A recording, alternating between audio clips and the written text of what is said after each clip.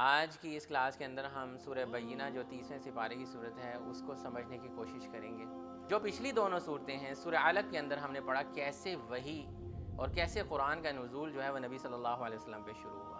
اور پھر آگے ہم نے سورہ قدر پڑھی، پچھلی جو صورت تھی اس میں ہم نے یہ دیکھا تھا کہ قرآن جس رات کو نازل ہوا اس کی کیا برکتیں ہیں. اللہ سبحانہ وتعالیٰ یہی کہہ رہے ہیں جس آخری نبی کا تم انتظار کر رہے تھے وہ آ گیا ہے، وہ کھلی نشانی تمہارے اوپر ایک اتمام حجت کے طور پر آ گئی ہے.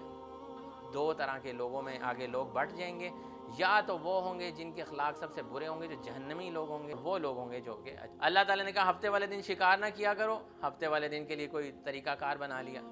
جیسے ہم لوگ جمعے والے دن مساجد کی طرف نہیں جاتے، ہماری عبادت کا دن جمعے والا دن اسپیشلی، ہم اس کے دن کیسے اس دن کو ضائع کر دیتے ہیں. ما کان ابراہیم یہودیا ولا نصرانیا، ابراہیم علیہ السلام تو نہ یہودی تھے نہ عیسائی تھے.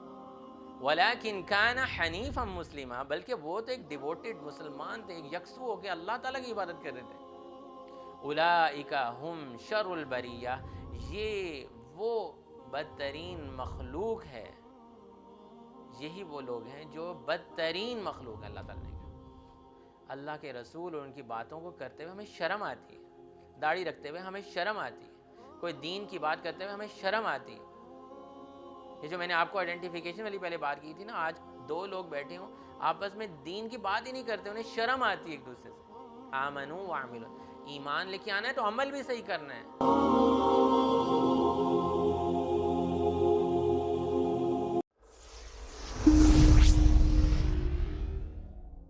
اعوذ باللہ من الشیطان الرجیم، بسم اللہ الرحمن الرحیم. لم يكن الذين كفروا من أهل الكتاب والمشركين منفكين حتى تأتيهم البينة، رسول من الله يتلو صحفا مطهرة فيها كتب قيمة، وما تفرق الذين أوتوا الكتاب إلا من بعد ما جاءتهم البينة، وما أمروا إلا ليعبدوا الله مخلصين له الدين حنفاء ويقيموا الصلاة ويؤتوا الزكاة وذلك دين القيمة. إن الذين كفروا من أهل الكتاب والمشركين في نار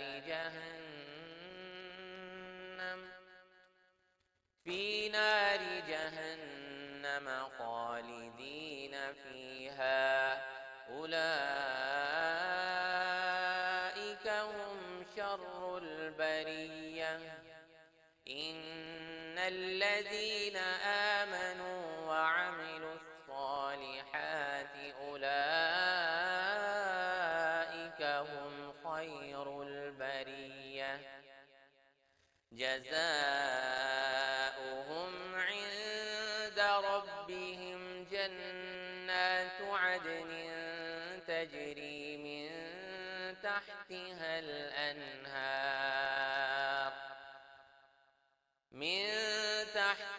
الأنهار خالدين فيها أبدا، رضي الله عنهم ورضوا عنه، ذلك لمن خشي ربه. الحمد للہ والصلاة والسلام علی رسول اللہ، اما بعد، فاعوذ باللہ من الشیطان الرجیم، بسم اللہ الرحمن الرحیم. رب اشرح لی صدری ویسر لی امری واحلل عقدۃ من لسانی یفقہوا قولی. رب زدنی علما اللہم فقہنا فی الدین اللہم انا نسألک علما نافعا وعملا متقبلا ورزقا حلالا طیبا۔ آج کی اس کلاس کے اندر ہم سورہ بینہ جو 30ویں سپارے کی صورت ہے اس کو سمجھنے کی کوشش کریں گے۔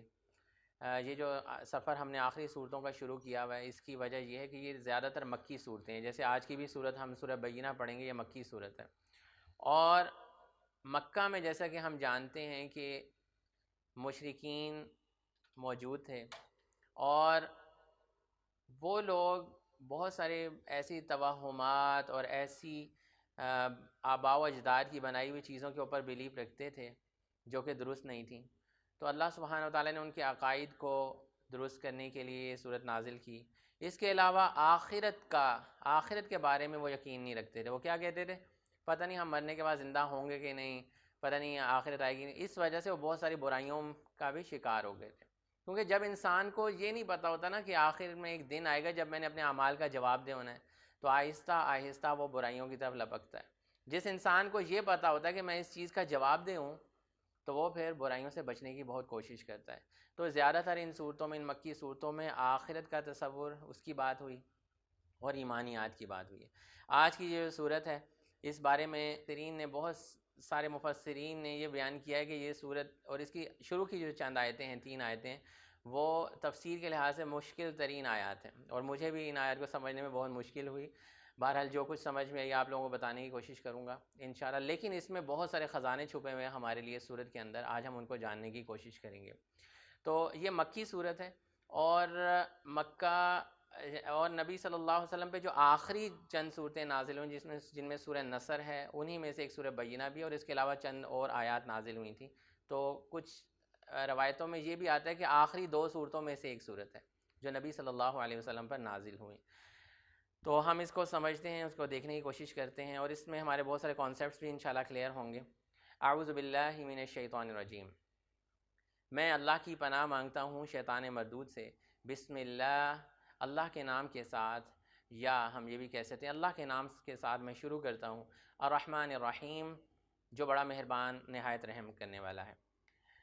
لم یکن، لم یکن نہیں تھے، لم یکن سے ہی یہ سورج شروع ہو رہی ہے، اور یہاں پر کیا نہیں تھے اس کے بارے میں ہم جانیں گے، کیا چیز درست نہیں تھی اس کے بارے میں جانیں گے، اور کیا چیز درست ہے اس کے بارے میں جانیں گے۔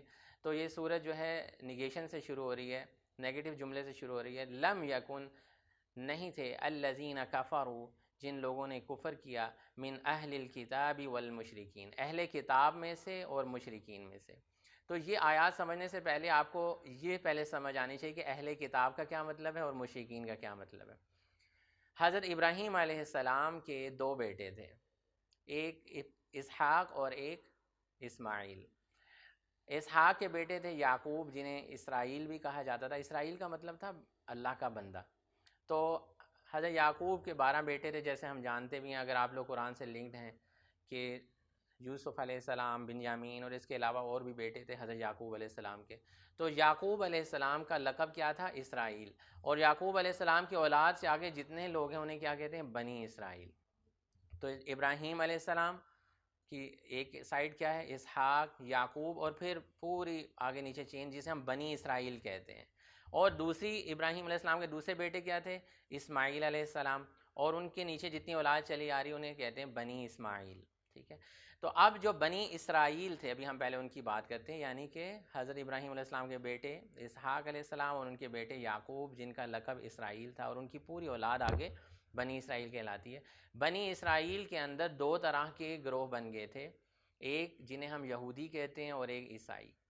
ٹھیک ہے، عیسائی کیا کہتے ہیں؟ جیسے کہ قرآن میں بھی آتا ہے وقالت الیہود عزیر ابن اللہ، یہودی یہ کہتے تھے کہ عزیر جو ہیں، حضرت عزیر علیہ السلام، وہ اللہ کے بیٹے ہیں۔ وقالت المسیح ابن اللہ، اور عیسائی کیا کہتے ہیں؟ ابھی بھی جیسے ہمارے عیسائی موجود ہیں، وہ کیا کہتے ہیں کہ عیسیٰ علیہ السلام اللہ کے بیٹے ہیں۔ ٹھیک ہے، لیکن یہ یاد رہے کہ ان سب کے اوپر اللہ تعالیٰ نے کتابیں نازل کیں، وحی آتی تھی، لیکن یہ کیا کر دیتے تھے؟ اس وحی کو بدل دیتے تھے اپنی مرضی کے مطابق۔ اس کے اندر ان کے جو اسکالرز تھے، علماء جو تھے، وہ وقتاً فوقتاً ان کی کتابوں کے اندر چینج لاتے رہے۔ بہرحال ان کو کیا کہا جاتا ہے؟ اہل کتاب۔ کیا کہا جاتا ہے؟ اہل کتاب۔ تو جب بھی قرآن میں یہ لفظ، سورہ بقرہ میں تو یہ لفظ بار بار آتا ہے، اہل الکتاب، اہل الکتاب یا اہل الکتاب، ٹھیک ہے۔ اہل الکتاب کا مطلب ہوتا ہے عیسائی اور یہودی، ان دونوں کو اہل الکتاب کہتے ہیں۔ اور دوسری جو چین ہے جو بنی اسماعیل کہلاتی ہے، جو کہ آگے جیسے مکہ میں نبی صلی اللہ علیہ وسلم کی ولادت ہوئی اور ادھر ہی وہ رہے، تو وہاں کے جو مشرکین ہیں وہ بنی اسماعیل میں سے تھے، اور وہاں کے لوگ بنی اسماعیل کہلاتے تھے، ٹھیک ہے۔ اور نبی صلی اللہ علیہ وسلم بھی بنی اسماعیل میں سے تھے۔ تو ابھی تک آپ کو میں نے جو بات سمجھائی، مشرکین اور اہل الکتاب، تو ابھی جیسے میں نے آپ کو دو کیٹیگریز بتائیں، اہل الکتاب اور مشرکین۔ حالانکہ ایک اور بات آپ غور کریں کہ اہل الکتاب جو تھے، یعنی کہ عیسائی اور یہودی، وہ بھی تو شرک کر رہے تھے۔ عیسائی کیا کر رہے تھے؟ حضرت عیسیٰ علیہ السلام کو اللہ کا بیٹا کہتے تھے، اور یہودی عزیر علیہ السلام کو اللہ کا بیٹا کہتے، لیکن ان کو یہاں پر مشرکین نہیں کہا گیا۔ ان کے لیے اسلام کی جو رولنگز ہیں وہ تھوڑی سی ڈیفرنٹ ہیں۔ جیسے اہل کتاب کے ساتھ آپ کا نکاح جائز ہے، مشرکین یا مشرک عورت یا مرد کے ساتھ نکاح جائز نہیں ہے، ٹھیک ہے۔ لیکن جہاں پر ان کو اہل کتاب کہا گیا، یہاں پر ان کو مشرک نہیں کہا گیا۔ تو ان کے لیے جو لفظ قرآن میں استعمال ہوتا رہا ہے وہ مشرک کا نہیں رہا ہے، بلکہ اہل کتاب کا رہا ہے۔ اور جو دوسری طرف مشرکین ہیں، یہ وہ مکہ کے مشرکین ہیں جو نبی صلی اللہ علیہ وسلم کے آنے سے پہلے بہت سارے توہمات کا شکار تھے، اور آباء و اجداد کے مذہب پہ ہی بس یقین رکھتے تھے۔ ہاں، جو اللہ تعالیٰ کی طرف سے میسیج آتا تھا اس کو نہیں دیکھتے تھے، ٹھیک ہے۔ تو اب آپ کو یہ دو لفظ سمجھ میں آئے ہوں گے، لم یکن الذین کفروا من اہل الکتاب والمشرکین، اہل کتاب اور مشرکین میں سے وہ لوگ جنہوں نے کفر کیا تھا وہ نہیں تھے۔ یہاں تک کیا مطلب بنتا ہے کہ اہل کتاب، اب آپ کو سمجھ آ گئی ہوئی کون ہے اہل کتاب، اور مشرکین میں سے ان میں سے وہ لوگ جنہوں نے کفر کیا تھا وہ نہیں تھے۔ کیا نہیں تھے؟ منفکین، کہ وہ باز آ جاتے۔ یہ لفظ بڑا امپورٹنٹ ہے، یہ سمجھنے میں مجھے بھی بہت ٹائم لگا اور واقعی بڑا مشکل لفظ ہے، منفکین، کہ وہ باز آ جاتے، وہ الگ ہو جاتے، جو ان کا ایک طریقہ کار چلا آ رہا تھا، غلط انہوں نے بنا لیا تھا، وہ اس سے باز آ جاتے۔ وہ کیسے باز آ جاتے؟ حتی تأتیہم البینہ، یہاں تک کہ ان کے پاس ایک واضح دلیل نہ آ جاتی، یعنی کہ جب تک ان کے پاس کوئی دلیل نہ آتی وہ اپنے آباء و اجداد کا جو مذہب تھا اس کو چھوڑنے والے نہیں تھے۔ اب میں آپ کو یہ بتاتا ہوں کہ ہم نے پچھلی دو صورتیں پڑھی ہیں، ان صورتوں کا اس سے کیا تعلق ہے۔ جو پچھلی دونوں صورتیں ہیں، سورہ علق کے اندر ہم نے پڑھا کیسے وحی اور کیسے قرآن کا نزول جو ہے وہ نبی صلی اللہ علیہ وسلم پہ شروع ہوا، اور پھر آگے ہم نے سورہ قدر پڑھی، پچھلی جو صورت تھی اس میں ہم نے یہ دیکھا تھا کہ قرآن جس رات کو نازل ہوا اس کی کیا برکتیں ہیں، اور کیسے نازل ہوا۔ اس رات کو اللہ تعالیٰ حکمت بھرے فیصلے کرتے ہیں، ہماری قسمت کے فیصلے کرتے ہیں، اس رات کے حوالے سے ہم نے پڑھا۔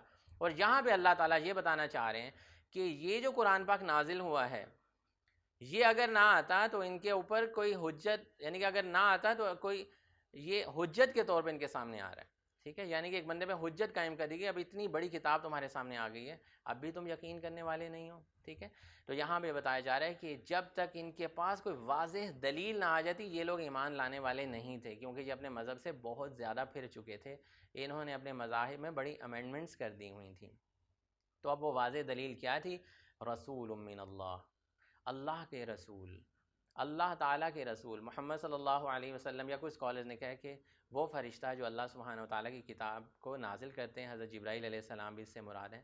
بہرحال زیادہ راجع قول یہی ہے کہ نبی صلی اللہ علیہ وسلم اور ان کے ساتھ ان کی کتاب قرآن مجید اگر نہ آتی تب تک ان پہ حجت قائم نہیں ہونی تھی، لیکن اللہ سبحانہ و تعالیٰ نے ایک خوبصورت کتاب جس کا پیچھے ذکر کیا وہ بھی نازل کی، اور اس کتاب کا عملی نمونہ نبی صلی اللہ علیہ وسلم کی صورت میں بھی نازل کیا، اور ان پہ حجت قائم کر دی کہ اب کوئی دلیل باقی نہیں رہی کہ تم ایمان لے کے نہیں آتے۔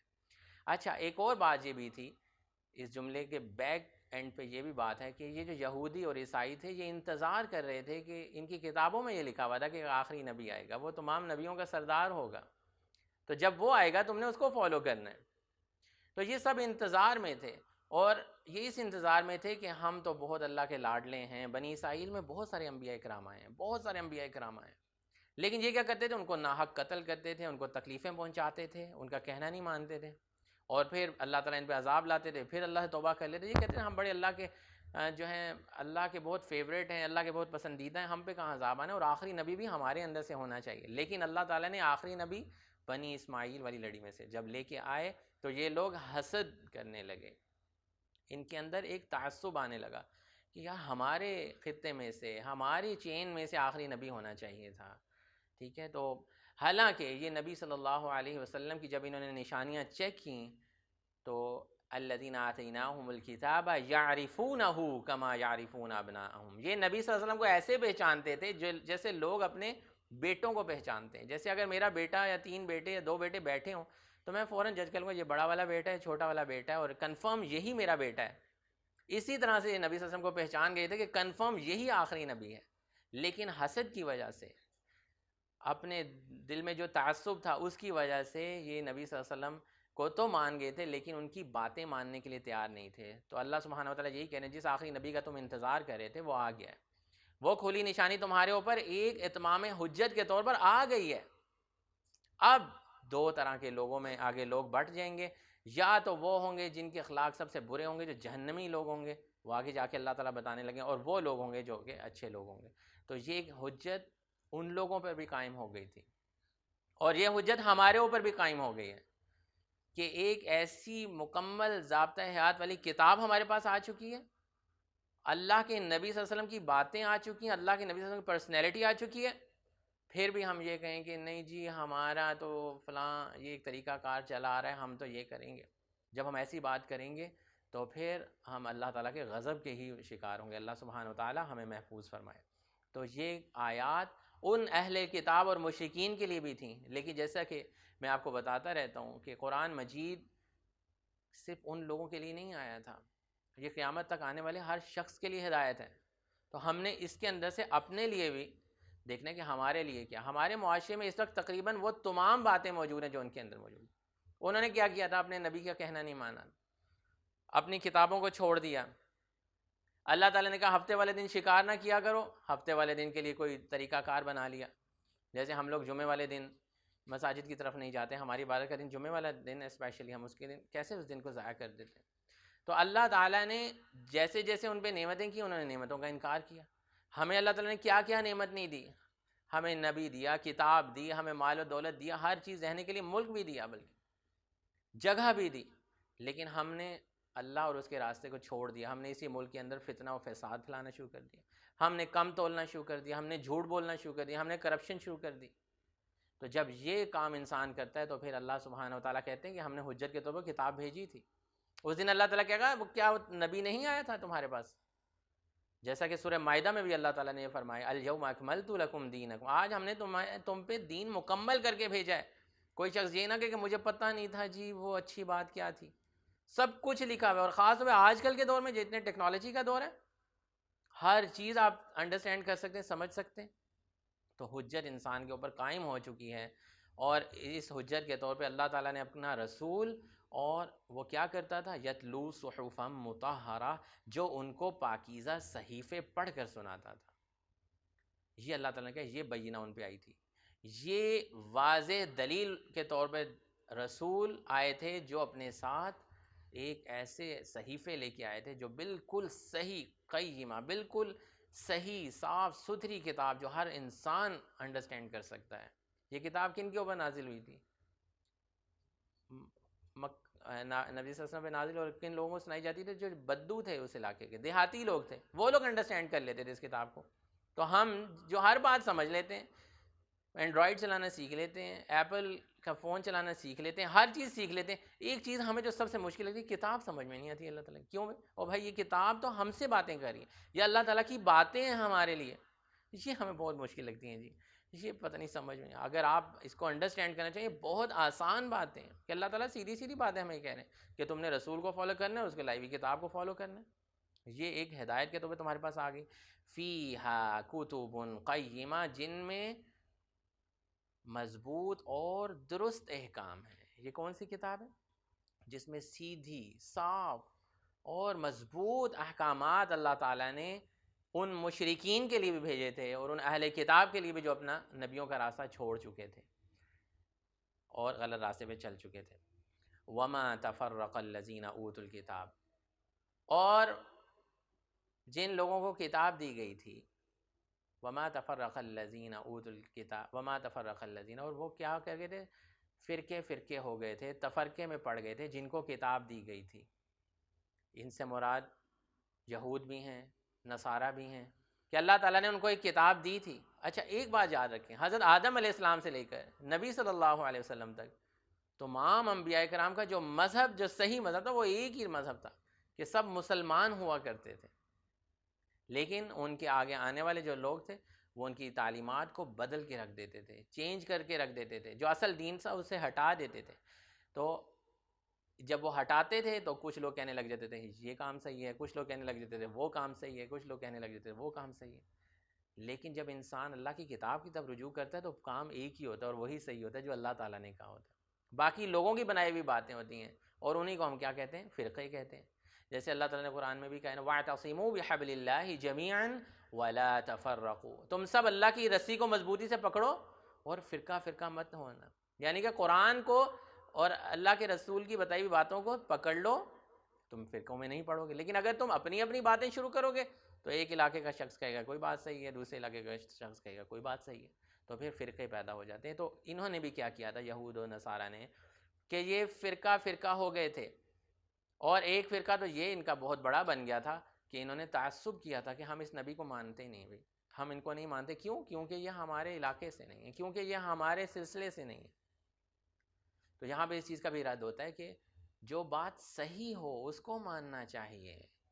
یہ نہیں کہ یہ میرے علاقے کا بندہ یہ بات کر رہا ہے تو یہ بات صحیح ہے، فلاں بندہ بات کر رہا ہے تو یہ غلط ہے. نہیں، جو بات صحیح ہے وہ صحیح ہے، جو اصول صحیح ہے قرآن و حدیث کے یہ دیکھنا چاہیے کیا بات ہو رہی ہے. یہ نہیں دیکھنا چاہیے کون بات کر رہا ہے.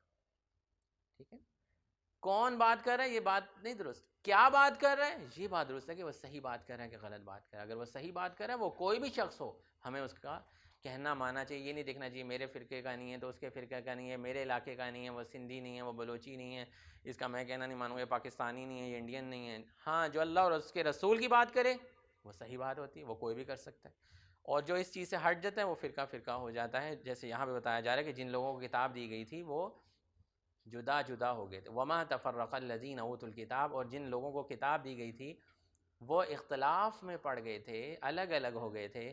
الا من بعد ما جاءتهم البینہ، اس کے بعد بھی کہ ان کے پاس واضح دلیل آ چکی تھی، بینہ آ چکی تھی. بینہ سے مراد کیا؟ نبی بھی آ چکے ہیں، رسول بھی آ چکے ہیں. پھر بھی تعصب کی وجہ سے وہ لوگ کیا کر رہے ہیں؟ وہ فرقہ بنا رہے ہیں کہ جی ہم یہودی ہیں، ہم تو جی اسی کتاب پہ چلیں گے، ہم ان آخری نبی کو نہیں مانتے. مشرکین جو تھے نا، مشرکین کو تو نہیں پتہ چلتا تھا یہ آخری نبی ہے کہ نہیں. وہ یہود کے جو اسکالرز ہوتے تھے ان سے کہتے تھے کہ ہمیں کچھ دلیلیں بتاؤ کہ واقعی آخری نبی ہے کہ نہیں. اور یہود بڑے اچھے طریقے سے جانتے تھے کہ نبی صلی اللہ علیہ وسلم میں وہ تمام نشانیاں موجود ہیں جو آخری نبی کی نشانیاں ہماری کتابوں میں آئی ہیں. لیکن پھر بھی وہ اپنی باتوں کو مروڑ تروڑ کے بیان کرتے تھے اور نبی صلی اللہ علیہ وسلم کو نہیں مانتے تھے اور فرقہ فرقہ ہوتے تھے. تو یہاں پہ یہ آیت نمبر 4 جو میں نے آپ کے سامنے پڑھی میں پھر بتاتا ہوں. وما تفرق الذین اوتوا الکتاب، اور جن لوگوں کو کتاب دی گئی تھی وہ فرقہ فرقہ ہو گئے تھے یا جدا جدا ہو گئے تھے. الا من بعد، اس کے بعد بھی ما جاءتهم البینہ، کہ ان کے پاس بینہ آ گئی. جب اللہ کے رسول آ گئے ہیں، کتاب آ گئی ہے، پھر بھی وہ لوگ اختلاف میں پڑے ہوئے تھے کہ پتہ نہیں ان کو ہم مانیں یا نہ مانیں. اگر ہم مانیں گے تو پھر ہمارے آباء و اجداد کے مذہب کا کیا ہوگا. اب جو اگلی آیت آ رہی ہے وہ بہت ہی زبردست آیت ہے. وما امروا الا ليعبدوا اللہ، حالانکہ ان کو حکم دیا گیا تھا الا ليعبدوا اللہ، کہ وہ صرف اللہ ہی کی عبادت کریں. ان کو کیا حکم دیا جا رہا تھا؟ اس بینہ کے ذریعے، اس رسول اور اس کی کتاب کے ذریعے. وما امروا الا ليعبدوا اللہ، ان کو حکم دیا جا رہا تھا کہ تم صرف اللہ ہی کی عبادت کرو، اس شرک کو نہ کرو. مخلصین لہ الدین، خالص ہو کر، خالص اللہ کی عبادت کرو، کسی بھی تعصب کا شکار ہوئے بغیر اللہ تعالیٰ کی عبادت کرو. یہ اللہ تعالیٰ ان سے چاہ رہے تھے کہ اس قرآن کے آ جانے کے بعد تم اپنے ذہن سے تعصب نکال دو. آج ہماری مسلم امت کے اندر دیکھیں اتنا زیادہ تعصب ہے کہ لوگوں نے اپنی آئیڈینٹیٹیز ہی چینج کی ہوئی ہیں. آج ایک مسلمان دوسرے مسلمان سے اس لیے نہیں ملتا، آ کے اپنا پہلا تعارف یہ نہیں کراتا کہ میں مسلمان ہوں. جیسے عیسائیوں کے اندر یہ بات آ چکی ہے نا. میں باہر جب تھا، باہر کے ملک میں، تو یہ چیز دیکھنے کو ملتی، لوگ اپنا تعارف کراتے تھے تو ان کے ملنے کی ایک وجہ، ایک دوسرے کے ساتھ دوستی کی وجہ یہ ہوتی تھی کہ جی ہم دونوں چونکہ فلاں ملک میں رہ کے آئے ہیں اس لیے ہم ایک دوسرے کے دوست ہیں. ہم دونوں پاکستان کے اس علاقے سے آئے نا، سندھ سے آئے ہیں، اس لیے ہم دونوں ایک دوسرے کے دوست ہیں، اس لیے نہیں۔ ہمارے ملنے کا سب سے بڑا ریفرنس یہ نہیں کہ ہم مسلمان ہیں، لوگوں نے اپنے ریفرنس ہی بدل لیے ہیں۔ میرا دوست یہ اس لیے کیونکہ ہم ایک پولیٹیکل پارٹی کو سپورٹ کرتے ہیں، اس لیے میں نے اپنی دوستی اس کے ساتھ رکھی ہوئی۔ میں اس کا اس لیے دوست ہوں کیونکہ ہم لوگ دبئی میں اکٹھے کمپنی میں جاب کرتے رہے، اس لیے ہماری ایک دوسرے سے نہیں۔ سب سے پہلا ہماری آئیڈینٹیفیکیشن، ہمارا ریفرنس یہ ہے کہ ہم مسلمان ہیں۔ میں اس بچے سے اس لیے محبت کرتا ہوں کہ ہم مسلمان ہیں، یہ نہیں کہ یہ میرے علاقے کا ہے یا وہاں کا ہے یا خیبر پختونخوا کا ہے یا فلان جگہ کا ہے، اس علاقے کے لوگ مجھے ٹھیک لگتے ہیں، اس علاقے کے لوگوں سے میری بنتی نہیں۔ مسلمان جہاں پہ بھی ہوگا وہ مسلمان کا بھائی ہوگا، ورنہ کیا ہوگا چند سالوں کے بعد؟ سعودی عرب کے مسلمانوں کا بالکل الگ ہی ایک سسٹم ہوگا، پاکستان کے مسلمان ایک لائن پہ چل رہے ہوں گے۔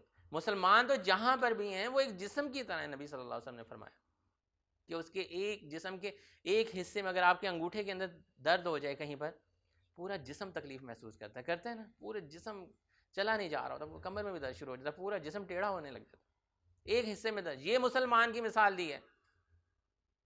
مسلمان کا بھائی ہے، وہ کہیں پر بھی رہتا ہے، وہ پاکستان کا مسلمان ہو یا فلسطین کا مسلمان ہو، وہ سعودی عرب کا مسلمان ہو، ہماری آئیڈینٹیفیکیشن، ہمارا ایک دوسرے کے ساتھ ملنے کا جو ریفرنس ہے وہ یہ ہے کہ ہم مسلمان ہیں، ہم ایک اللہ کو ماننے والے ہیں، ہم خالص اللہ کو مانتے ہیں۔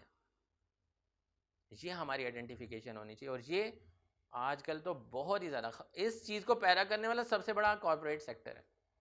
کارپوریٹ سیکٹر میں لوگ صرف ان سے ملتے ہیں جن سے ان کو کوئی کام ہوتا ہے، کوئی ریفرنس ہوتا ہے، کل کو کوئی کام کروانا ہوتا ہے تو وہ ریفرنس دیتے ہیں، میں فلاں کمپنی کا سی ہوں، میں فلاں کمپنی کا ڈائریکٹر ہوں، جی ہم دونوں فلاں کمپنی میں جاب کرتے ہیں، میں اس بندے کو رکھوا رہا ہوں جس کے ساتھ میرا تعلق ہے، جو میرے علاقے کا بندہ ہے۔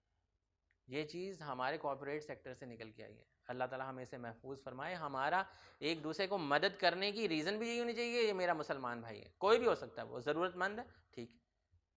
اور ایک دوسرے سے اگر ہم نفرت کریں یا ایک دوسرے کو چھوڑیں، اس کی ریزن یہ ہونی چاہیے کہ اللہ تعالیٰ کی وجہ سے کسی کے ساتھ ہم نفرت رکھیں، کیونکہ یہ شخص اللہ تعالیٰ کے ساتھ نافرمانی کرتا ہے اس لیے مجھے اچھا نہیں لگتا۔ جیسا کہ نبی صلی اللہ علیہ وسلم کی وہ جو حدیث ہے جس میں انہوں نے 7 طرح کے لوگوں کا ذکر کیا تھا، جن کو اللہ تعالیٰ قیامت والے دن، جس دن کسی چیز کا سایہ نہیں ہوگا، اپنے عرش کے سائے کے نیچے رکھے گا، اس میں ایک وہ شخص ہوگا جو دوسرے سے اس لیے محبت کرتا تھا کیونکہ اللہ کی رضا چاہتا تھا، اللہ کی وجہ سے ہی محبت کرتا تھا، اور اللہ کی وجہ سے ہی اس کے دل میں کسی کے لیے بغض یا غصہ بھی ہوتا تھا۔ لیکن پرسنل یا کسی علاقے کی بیس پہ یا تعصب کی وجہ سے کسی کے ساتھ نفرت رکھنا، یہاں پہ اسی چیز کی تو نفی کی گئی ہے اس پوری صورت کے اندر، کہ تعصب کی وجہ سے ان لوگوں نے نبی صلی اللہ علیہ وسلم کو ماننے سے انکار کر دیا تھا، حالانکہ وما امروا الا ليعبدوا اللہ، حالانکہ ان کو آرڈر دیا گیا تھا اسے ایک اللہ کو مانو۔ یہ وہی اللہ ہے جس کو عیسیٰ مانتے تھے، یہ وہی اللہ ہے جس کو یہود مانتے، وہ جن کو عزیر مانتے تھے، اور یہ وہی اللہ ہے جس کو ابراہیم مانتے تھے۔ ایک بات بڑی زبردست اللہ تعالیٰ نے قرآن میں کی ہے ان یہود و نصارہ کو بتانے کے لیے۔ یہودی کہتے ہیں ہم ٹھیک ہیں، عیسائی کہتے ہیں ہم ٹھیک ہیں، اللہ اور ہم ابراہیم کے فالوور ہیں، وہ کہتے ہیں ہم ابراہیم کے فالوور ہیں۔ پیچھے تو ابراہیم علیہ السلام سے چین چلتی ہے نا، تو اللہ تعالیٰ نے ان سب کی بات کو نگیٹ کیا ہے تیسرے سپارے میں، ما کان ابراہیم یہودیا ولا نصرانیا، ابراہیم علیہ السلام تو نہ یہودی تھے نہ عیسائی تھے، ولیکن کان حنیفا مسلما، بلکہ وہ تو ایک ڈیووٹڈ مسلمان تھے، ایک یکسو ہو کے اللہ تعالیٰ کی عبادت کر رہے تھے۔ تم کہہ رہے ہو ہم یہودی ہو گئے، وہ کہہ رہے ہیں ہم عیسائی ہو گئے، کوئی کسی فرقے میں چلا گیا، لیکن پیچھے سے تو تم سب ابراہیم کے چینل سے چلے آ رہے ہو نا، تو ابراہیم تو ایک اللہ کو ماننے والے تھے۔ ما کان ابراہیم یہودیا ولا نصرانی، ابراہیم تو نہ یہودی تھے نہ نصرانی تھے، ولیکن کان حنیفا مسلما، وہ تو ایک یکسو ہو کے صرف ایک اللہ کی عبادت کرتے تھے۔ تو یہاں پہ وہی بات کی، یہاں پہ بھی وہ حنفاء کا لفظ آگے آ رہا ہے، وما امروا الا ليعبدوا اللہ، حالانکہ ان کو حکم دیا گیا تھا کہ وہ ایک اللہ کی عبادت کریں، مخلصین لہ الدین، اپنے دین کو اللہ کے لیے خالص کر کے، کہ ہم صرف ایک اللہ کو ماننے والے ہیں، ہم نے نہیں دیکھنا کہ ہمارے باپ دادا کس چیز کو پیچھے سے کرتے آ رہے ہیں، ہم نے یہ دیکھنا اللہ تعالیٰ نے کیا حکم دی، اللہ کی بات سب سے اوپر ہے۔ حنفاء، بالکل یکسو، وہاں پہ حنیفہ یہاں پہ حنفاء، کیا مطلب ہوتا ہے اس کا؟ یکسو ہو کر اللہ کی عبادت کرنا، بغیر کسی تعصب کو نکال کے، جو اللہ اور اس کے رسول کی بات پتہ لگتی ہے اس کو انسان فالو کرے۔ اللہ اور اس کے رسول کی صحیح بات قرآن و حدیث سے جہاں پتہ چل جائے انسان اس کو فالو کرے. یہی اللہ تعالیٰ کہہ رہے ہیں صحیح دین ہے, یہ صحیح دین ہے. وَيُقِيمُ الصَّلَاةَ, اور نماز پڑھیں. اللہ تعالیٰ نے دیکھیں اپنے ایمانیات کی جہاں بات کی ہے, اپنے دین کی بات کی ہے, وہاں پہ نماز اور اللہ تعالیٰ کے راستے میں خرچ کرنے کی بات اللہ تعالیٰ نے کی ہے. وَيُقِيمُ الصَّلَاةَ, اور نماز پڑھیں, نماز قائم کریں. یہاں پہ کیا لفظ, اور بھی جگہوں پہ بہت ساری جگہوں پہ وَيُقِيمُ الصَّلَاةَ کا لفظ کہ نماز کو قائم کریں. کیا مطلب؟ نماز پڑھنا اور پھر اس کے بعد جو نماز کی تعلیمات ہیں ان پہ عمل کرنا. نماز تو کہتی اللہ تعالیٰ تو قرآن میں کہتا ہے اِنَّ الصَّلَاةَ تَنْهَىٰ عَنِ الْفَحْشَاءِ وَالْمُنکَرِ, نماز تو بے حیائی اور برائی سے روکتی ہے.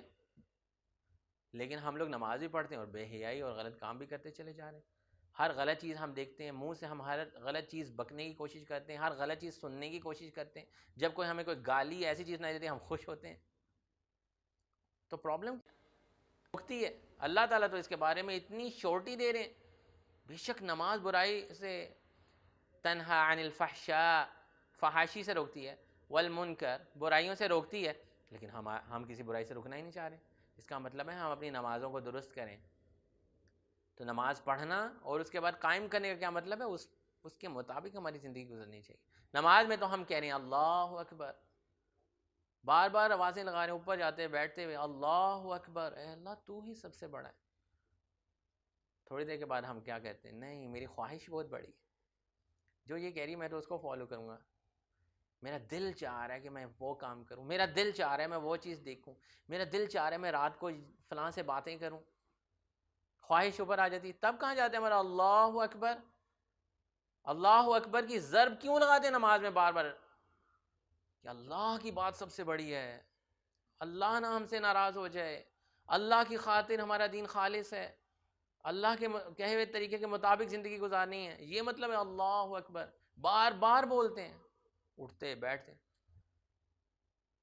تو وَيُقِيمُ الصَّلَاةَ, نماز کو قائم کریں جس سے ہماری زندگیاں بدلیں. صرف پڑھیں نہیں, ایک فرض ادا ہو جاتا ہے پڑھنے سے اٹھنے بیٹھنے سے, لیکن اس کا ایسنس جو ہوتا ہے وہ ہم گیٹ نہیں کر پاتے. وَيُقِيمُ الصَّلَاةَ وَيُؤْتُ الزَّكَاةَ, اور زکوٰۃ دیں, اللہ کے راستے میں خرچ کریں, اپنے مال کو غریبوں میں خرچ کریں اور ضرورت مندوں میں خرچ کریں تاکہ معاشرے کے اندر ایک بیلنس پیدا ہو. پیسہ جو ہے صرف امیروں میں سمٹ کے نہ رہ جائے, بلکہ وہ غریبوں کو پیسہ دیں گے تو دو فائدے حاصل ہوں گے. ایک تو اللہ تعالیٰ ان کے مال کو پاک کرے گا, ان کے مال کی زکوٰۃ نکلے گی, معاشرے کے اندر پیسہ سرکولیٹ کرے گا, اور جو غریب ہوگا اس کے دل میں اس کے لیے نفرت پیدا نہیں ہوگی, اس کے دل میں اس کی محبت پیدا ہوگی. معاشرے کے اندر غریبوں اور امیروں کے درمیان ایک تناؤ نظر نہیں آئے گا بلکہ ایک محبت کا پیغام نظر آئے گا. یہ اللہ سبحانہ و تعالیٰ بتا رہے ہیں زکوٰۃ بھی دیں. وَذَلِكَ الدِّينُ الْقَيِّمَ, اور یہی مضبوط اور صحیح درست دین ہے. یہ دین کی ایک ڈیفینیشن اللہ تعالیٰ نے بتائی ہے کہ اب تمہارے پاس رسول آ گیا, تم نے اللہ کے کہے ہوئے طریقے کے مطابق خالص عبادت کرنی ہے, یکسو ہو کر, حنفاء ہو کر, اور نماز ادا کرنی ہے, زکوٰۃ دینی ہے, اور یہی صحیح دین ہے. یہ اللہ تعالیٰ نے ہمیں پورا دین دیکھیں ایک آیت کے اندر سمجھا دی, ایک آیت کے اندر ہمیں سمجھا دی کہ ہم نے خالص اللہ کی عبادت کرنی ہے, کسی تعصب کا شکار نہیں ہونا, کسی فرقے کا شکار نہیں ہونا کہ میرے فرقے میں یہ بات ہے اس کے فرقے میں یہ بات ہے. نہیں, خالص ہو کے اللہ کی بات یکسو ہو کر کرنی ہے, بیچ میں کسی اور غیر کو شریک نہیں کرنا, نماز قائم کرنی ہے اور زکوٰۃ دینی ہے. تو یہی اللہ تعالیٰ کہہ رہے ہیں صحیح دین ہے, اس سے پورا معاشرہ درست ہو جائے گا. اب دیکھیں, اب دو طرح کے لوگوں کی کیٹیگری آ گئی. اللہ تعالیٰ نے دین سمجھا دی ہے اور یہود و نصارہ کے دل میں جو باتیں تھیں وہ بھی کلیئر کر دیں کہ اب تو حجت قائم ہو گئی ہے تمہارے پر. اب دو طرح کے گروہوں میں لوگ ڈیوائیڈ ہو جائیں گے. یہ ہماری مرضی ہے کہ ہم پہلی طرح کے گروہ میں شامل ہونا چاہتے ہیں یا دوسری طرح کے گروہ میں شامل ہونا چاہتے ہیں. یہ صرف ان کے لیے نہیں ہے, یہ ہمارے لیے بھی ہے کہ دین بتا دیا گیا ہے. اب دو طرح کے گروہ کون سے ہیں؟ ان الذین کفروا, بے شک جن لوگوں نے کفر کیا, چھپایا. کافر کون ہوتا ہے؟ کافر اس کو کہتے ہیں عربک میں جو ملاح ہوتا ہے, جیسے کسان کہتے ہیں, وہ بیج کو زمین میں چھپا دیتا ہے. تو کافر بھی وہی ہوتا ہے جو صحیح بات کو چھپا دیتا ہے. ٹھیک ہے, ان الذین کفروا, جن لوگوں نے اب چھپا دیں باتیں اور کفر کیا. کس سے؟ کن میں سے کون لوگ ہیں؟ من اہل الکتاب والمشرکین، اہل کتاب اور مشرکین میں سے، فی ناری جہنم، وہ جہنم کی آگ میں ہوں گے، ان کا ٹھکانہ اللہ تعالیٰ نے بتا دیا، خالدین فیہا، وہ اس میں ہمیشہ رہیں گے۔ یہ دنیاوی چیزیں جن کی خاطر انسان اتنا بڑا سودا کرتا ہے کہ یہ ٹیمپریری چیزیں جو آج اگر میں نے لی ہیں تو کل ختم ہو جائیں گی۔ بڑی بڑی بلڈنگیں آج سے 100 سال پرانی دیکھ لیں آپ، شہر کی سائڈ پہ چلے جائیں، ایسے ایسے لوگوں نے محل ٹائپ گھر بنائے ہوئے، اس زمانے میں لوگ واہ واہ کرتے ہوں گے ان کو، آج ان کی کیا ویلیو ہے، لوگ گرا کے دوبارہ ملٹیمیٹ کر کے پھر بنا رہے ہیں وہاں پہ۔ یہ ٹیمپریری چیزیں ہوتی ہیں، دنیاوی خواہشات جو ہوتی ہیں، اور ہمیشہ کی ادھر کی زندگی بتائی جا رہی ہے۔ تم ٹیمپریری چیزوں کی خاطر، اپنی وقتی خواہشات کی خاطر جو پوری ہونے کے بعد ختم ہو جاتی ہے، ہمیشہ کی چیز کو چھوڑ رہے ہو۔ فی ناری جہنم، اس جہنم میں ہوں گے، خالدین فیہا، جو پھر ہمیشہ کی ہوگی۔ اولئک ہم شر البریہ، یہ وہ بدترین مخلوق ہے، یہی وہ لوگ ہیں جو بدترین مخلوق ہے۔ اللہ تعالیٰ نے کہا، یہ لفظ اللہ تعالیٰ نے استعمال، بدترین خلائق جو ہیں وہ ان حامل لوگ ہیں۔ کون لوگ ہیں؟ انہوں نے کیا کیا تھا؟ انہوں نے اللہ کے رسول، کیا کیا تھا؟ ان کا کیا جرم تھا؟ اللہ کے رسول کو اور اس کی باتوں کو نہیں مانا تھا، جو بڑی کھلی باتیں تھیں۔ آج ہم کیا کر رہے ہیں؟ اللہ کے رسول اور ان کی باتوں کو کرتے ہوئے ہمیں شرم آتی ہے، داڑھی رکھتے ہوئے ہمیں شرم آتی ہے، کوئی دین کی بات کرتے ہوئے ہمیں شرم آتی ہے۔ یہ جو میں نے آپ کو آئیڈینٹیفیکیشن والی پہلے بات کی تھی نا، آج دو لوگ بیٹھے ہوں آپس میں دین کی بات ہی نہیں کرتے، انہیں شرم آتی ہے ایک دوسرے سے۔ 3 دوست بیٹھے ہیں اور اگر ایک دوست شروع کرے تو دوست کا مذاق اڑانا شروع کر دیتے ہیں، اس کو بھی شرم آنے لگتی ہے کہ شاید میں نے کوئی غلطی کر دی، میں نے کوئی ریلیجس کی بات، جس وجہ سے ہماری بانڈنگ ہے، ہم بیٹھ کے فٹ بال کے پلیئرز کی باتیں کریں گے، کوئی شرم نہیں آتی، کرکٹ پلیئرز کی باتیں کریں گے، کوئی شرم نہیں آتی، سیاست پہ باتیں کریں گے کیونکہ ایک گروہ کے، ہم کوئی شرم نہیں، جیسے کوئی دین کی بات کریں گے جس بیس پہ ہمارا ایک دوسرے کے ساتھ تعلق ہونا چاہیے تو ہمیں شرم آنے لگتی۔ ہماری محفلوں میں سے باتیں ہی ختم ہو گئی ہیں کہ کوئی بیٹھ کے ایک دوسرے کو دین کی بات بتاؤ، اور اگر کوئی بتانے لگے اس کا مذاق اڑانے لگتا ہے، تو مولوی تو ادھر سائڈ پہ ہو جائے۔ اللہ اکبر، کتنی خطرناک بات ہے کہ ہماری بانڈنگ جس وجہ سے ہے ہم اس چیز کی باتیں ہی نہیں کرتے، ہم اپنے رسول کی بات کرنا نہیں پسند کرتے، کوئی حدیث سنا رہے ہیں تو شرم آنے لگتی ہے ہمیں، لوگ مذاق اڑانے لگتے ہیں، پہنچا اوپر کر لیں لوگ مذاق اڑانے لگتے ہیں۔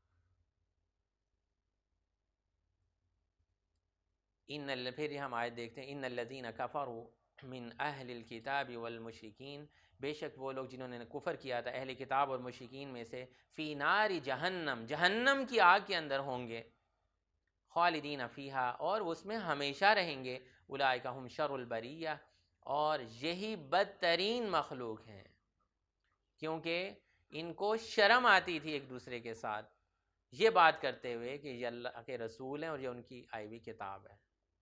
یہی بات ہے نا، یہی بات شروع میں بیان کی، ان کو یہ ریفرنس اچھا نہیں لگتا تھا کہ اللہ کے رسول ہیں اور یہ ان کی کتاب ہے، ان کو یہ بینہ اچھی نہیں لگتی تھی کہ اللہ کے رسول کی بات ہے یا ان کی کتاب ہے۔ ہاں، ان کو اپنے فرقے کی باتیں اچھی لگتی ہیں، اپنے علاقے کی باتیں اچھی لگتی تھیں، کوئی بھی دنیاوی بات ان کو بہت اچھی لگتی تھی، اللہ اور اس کے رسول کی بات ان کو اچھی نہیں لگتی تھی، یہ اس کو ماننے کے لیے تیار نہیں تھے تعصب کی وجہ سے۔ ان الذین، اب دوسری کیٹیگری کے لوگ اللہ تعالیٰ ادھر بیان کریں، ان الذین آمنوا، بے شک وہ لوگ جو ایمان لے کر آئے، وعملوا الصالحات، اور عمل بھی نیک کیے، ایمان بھی لے کے آئے کس پہ؟ اللہ پہ اور اس کے رسولوں پر، کتابوں پہ، جیسے ہم کہتے ہیں نا آمنت باللہ وملائکتہ وکتبہ ورسلہ والیوم الآخر والقدر خیرہ وشرہ، اللہ تعالیٰ کی کتابوں پر، اللہ تعالیٰ پر، اللہ کے رسولوں پر ایمان بھی لے کے آتے ہیں، لیکن ایمان لانا ہی صرف کافی نہیں ہے، آخرت پر ایمان تو انسان لے آیا لیکن اس کا عمل ہی نہ بدلا تو کیا فائدہ؟ چوری کرتا تھا، ابھی بھی چوری کرتا ہے، کہتا ہے جی میں آخرت پہ یقین رکھتا ہوں، اس کا مطلب اس کے یقین میں مسئلہ ہے، ابھی بھی وہ چوری کرتا ہے۔ گالیاں دیتا تھا لیکن ابھی کہتا ہے ایمان والا ہوں لیکن عمل کو نہیں بدلتا، گالیاں نہیں چھوڑتا، اس کا مطلب اس کے ایمان میں مسئلہ ہے۔ ایمان کے بعد عمل بھی بدلنا بہت زیادہ ضروری ہے،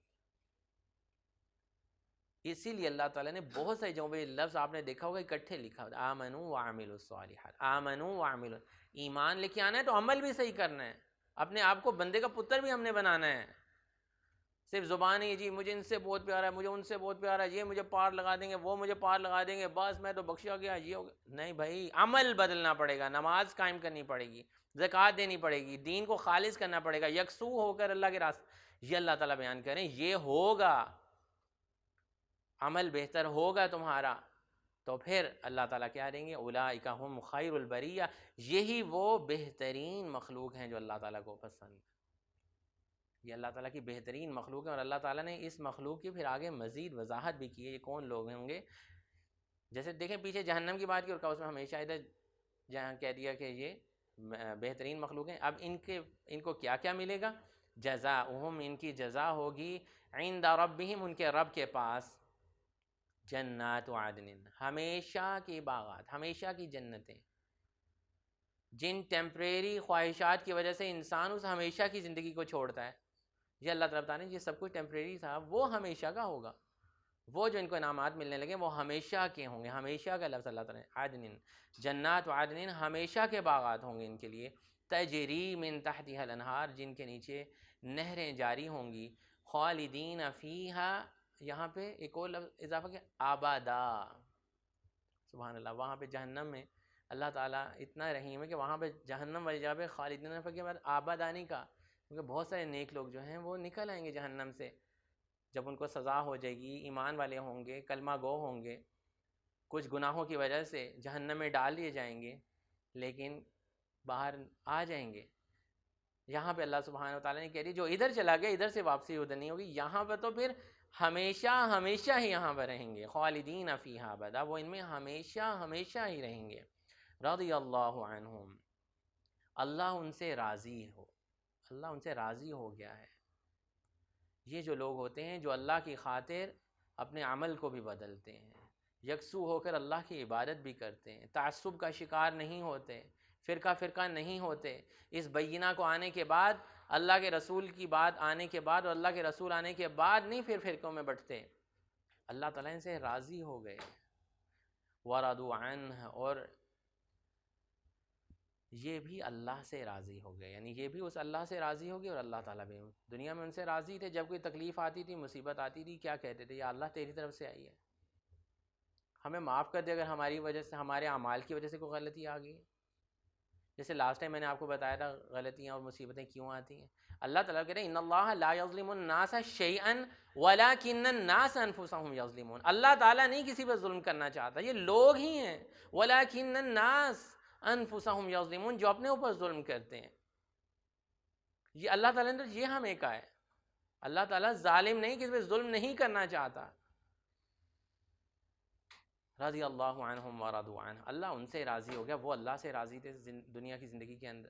ذالک لمن خشی ربہ، یہ اجر اس شخص کے لیے ہے جو اپنے رب سے ڈرتا رہا، خشیت رکھتا رہا. یہ جو خشیت کا لفظ ہے یہ اللہ سبحانہ و تعالیٰ سے ہی ڈرنے میں آتا ہے کہ انسان اللہ کے ڈر کی وجہ سے اپنے عمل کو بہتر کرتا ہے.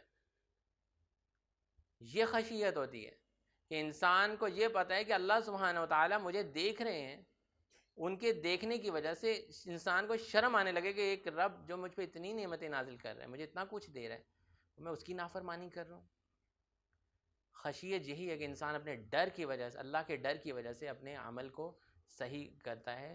یہ اجر اللہ تعالیٰ کہہ رہے ہیں ان لوگوں کے لیے ہے. ذالک لمن، یہ اجر اس شخص کے لیے ہے خشی ربہ، جو اپنے رب سے ڈرتا رہا. تو یہ صورت ہماری آج مکمل ہوگی. اگلی صورت کے اندر انشاءاللہ اگلے پروگرام میں ہم سورہ زلزال کو سمجھنے کی کوشش کریں گے. جزاکم اللہ خیر. السلام علیکم ورحمۃ اللہ وبرکاتہ. سبحانک اللہم وبحمدک، نشہد ان لا الہ الا انت، نستغفرک ونتوب الیک.